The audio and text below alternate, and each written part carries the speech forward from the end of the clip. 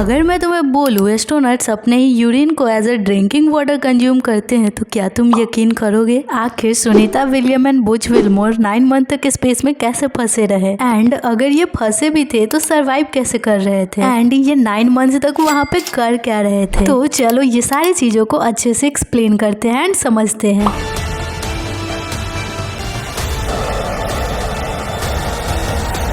5 जून 2024 को मॉर्निंग 10:52 पे एक स्टार लाइनर स्पेस क्राफ्ट का रॉकेट लॉन्च होता है अमेरिका में, जिसमें नासा के 2 एक्सपीरियंस्ड एस्ट्रोनॉट्स होते हैं। One is commander Butch Wilmore and दूसरी पायलट सुनीता विलियम एंड ये गए थे इंटरनेशनल स्पेस स्टेशन के बहुत ही स्मॉल ट्रिप पे अराउंड 8 to 9 डेज के लिए। एंड ये जिस स्पेस क्राफ्ट से गए थे उसकी खास बात ये है कि उसे एक प्राइवेट कंपनी ने बिल्ड करी थी, दैट इज बोइंग, वही सेम कंपनी जो एरोप्लेन भी बनाती हैं। एंड तुम ये जान के हैरान हो जाओगे दैट ये जो स्टार लाइनर स्पेस क्राफ्ट थी वो अभी डेवलपिंग स्टेज में ही थी। इवन इनका जो ये मिशन था वो स्टार लाइनर के कैपेबिलिटीज को चेक करने का ही लास्ट स्टेप था एंड दैट्स व्हाई नासा ने इस मिशन का नाम रखा था Boeing crew flight test. Next day almost after 27 hour at 1:34 PM ये Starliner spacecraft international space station में डॉकिंग करने लगता है। डॉकिंग का सिंपली मतलब है कि spacecraft international space station के साथ आसानी से असेंबल हो जाए, जिससे क्रू मेंबर स्पेस स्टेशन में इजीली जा पाए। एंड गेस व्हाट, उनकी ये डॉकिंग सक्सेसफुल हो जाती है एंड देन ये दोनों एस्ट्रोनॉट्स ISS में इजीली एंटर कर जाते हैं। सक्सेसफुल डॉकिंग का मतलब था बोइंग वर्ल्ड की दूसरी प्राइवेट कंपनी बन गई थी जो ह्यूमन ऑर्बिटल स्पेस क्राफ्ट को बना पाई थी एंड उड़ा पाई थी। पर जो फर्स्ट प्राइवेट कंपनी है जो ह्यूमन ऑर्बिटल स्पेस क्राफ्ट को बनाने एंड उड़ाने में सक्सेसफुल है वो है SpaceX। एंड अभी तक वर्ल्ड में सिर्फ 3 कंट्रीज ही ऐसा कर पाई है, that is Russia, USA and China.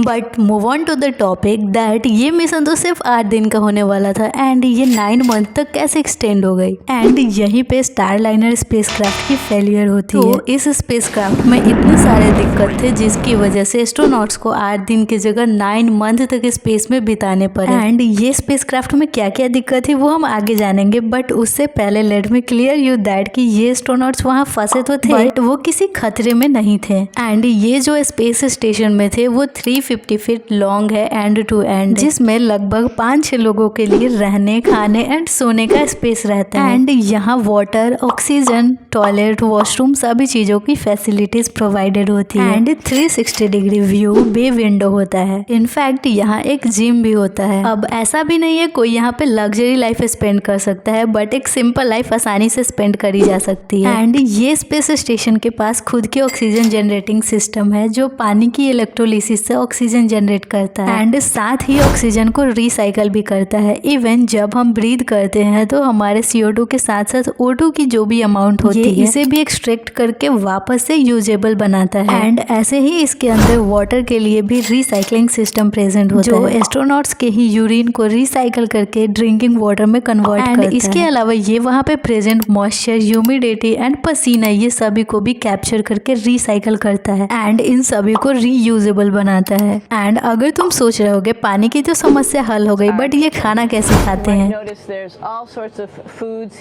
तो स्पेस स्टेशन में ऑलमोस्ट 6 मंथ के लिए फूड रिजर्व रहता है, but after every 5 to 6 month वैसे ही crew member international space station के पास रोटेट करते रहते हैं जो यहाँ स्पेस स्टेशन में बेसिक नीड वाली चीजों को ट्रांसपोर्ट करते रहते हैं। एंड जब सुनीता एंड बुच विलमोर वहाँ फंसे थे तब एक्सपीडिशन 71 के क्रू मेंबर्स स्पेस में प्रेजेंट। जनरली 6-7 मेंबर प्रेजेंट होते हैं एक्सपीडिशन पे। एंड एक्सपीडिशन 71 में जो ये 71 नंबर है वो ये रिप्रेजेंट करता है कि 71st क्रू मेंबर्स की टीम है जो ISS पे रोटेट होने के लिए आई है। एंड ये एक्सपीडिशन 25 ईयर से चल रही है, इसे 2000 में लॉन्च किया गया था एंड तब से आज तक इसे लंबे टाइम के लिए कभी भी खाली नहीं छोड़ा गया है। इसमें कोई ना कोई इंसान प्रेजेंट रहता है। एक्सपीडिशन 71 24 सितंबर 2024 को कंप्लीट हो गया था एंड इसमें जो एस्ट्रोनॉट्स प्रेजेंट थे वो धरती पे वापस आ गए थे। एंड देन इनकी जगह पे एक्सपीडिशन 72 के क्रू मेंबर्स वहाँ पे गए थे एंड वो दोनों फंसे एस्ट्रोनॉट्स के लिए उनके जरूरत का चीज उन तक पहुँचाए थे। एंड आफ्टर दैट नासा के एक्सपीडिशन 72 के क्रू मेंबर्स की टीम में सुनीता एंड बुच दोनों को शामिल कर लिया। देखो अब ऐसा भी नहीं है कि ये वहाँ फंस गए तो वहाँ पे बोर हो रहे होंगे और करने को कुछ नहीं होगा। चलो थोड़ा डिटेल में समझते हैं कि आखिर ये एस्ट्रोनॉट्स वहाँ करते क्या है। एंड स्टार्टिंग में मैंने ISS के बारे में थोड़ा सा तो बताया था और हमने देखा था यहाँ पे सिंपल लाइफ आसानी से स्पेंड करी जा सकती है, बट ये इंटरनेशनल स्पेस स्टेशन मल्टीपर्पज के लिए वर्क करती है। यहाँ एस्ट्रोनॉट्स बिना किसी खतरा के रहते तो हैं एंड अपने डेली एक्टिविटीज को भी परफॉर्म करते हैं, बट ये space station as a laboratory, office and research centre भी वर्क करती है। सो जो भी एस्ट्रोनॉट्स यहाँ आते हैं वो इसी पर्पज के लिए रुकते हैं एंड ये यहाँ काफी रिसर्च एंड एक्सपेरिमेंट करते हैं, डाटा कलेक्ट करते हैं एंड स्पेस में नई डिस्कवरी के लिए भी वर्क करते हैं। नाउ तुम्हें ये तो पता चल गया होगा दैट ये दोनों फंसे एस्ट्रोनॉट्स को वहाँ कोई दिक्कत नहीं थे, ना ही वो वहाँ बोर हो रहे थे। तो चलो अब हम ये जान लेते हैं कि उस बोइंग स्टारलाइनर स्पेसक्राफ्ट में क्या दिक्कत थी जिसकी वजह से उसे दोबारा वापस नहीं यूज करा गया एंड सुनीता एंड उनके फ्रेंड बुच विलमोर को 9 मंथ स्पेस में ही रहने पड़े। सो